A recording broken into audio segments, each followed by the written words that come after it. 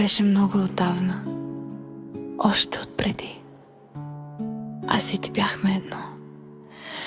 Сърцата ни биеха в общия ритъм. Светът още го нямаше, а ние безкрайни. Но пътят бе такъв, не пита, не чака. Раздели ни бавно, без шум, без знак. Ти продължи натам, аз в друга посока, две сенки на нещо, което е цяло.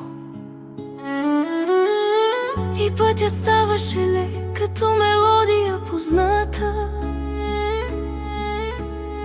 Живота беше песен, щом те нося и си ми позната. Така продължихме напред, ти в твоята посока, аз в моята, но винаги едно цяло. И винаги с усещането, че си до мен и аз до теб, че дишаме един въздух, макар и на различни места. И пътят ставаше лек, като мелодия позната. Живота беше песен, щом те нося и си ми позната. И мина толкова време, не в дни, не в години, а в пътища, животи безбройни, съдбини.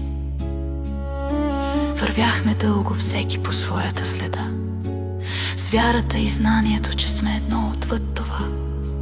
Не беше бърз пътят, но беше верен. Всяка крачка ни водеше към това. И знаехме тихо, без нужда от знак, че в точен миг пак ще станем едно, не аз и ти, а ние.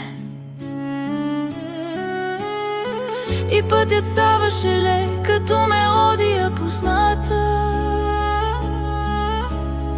Живота беше песен, щом те нося и си ми позната. И вече се усеща, момента приближава. Времето говори без да бърза, без да лъже. Знаци идват от всякъде, тихо ни намират. Всичко в този свят ни води да се слеем. Всеки от нас го чувства, чака в унес, без страх, без въпрос, без адрес. И паметта се връща още отпреди, към онова начало, където всичко сме били. И пътят ставаше лек, като мелодия позната. Живота беше песен, щом те нося и си ми позната. И сега се връщаме, сливане в едно, две посоки, два пътя, едно сърце, едно небе. Всичко ни водеше точно до тук, разделени във време, събрани в дух. И когато моментът най-сетне дойде, няма ти и аз, има ние отново. Както беше отдавна, още отпреди. Две души си спомнят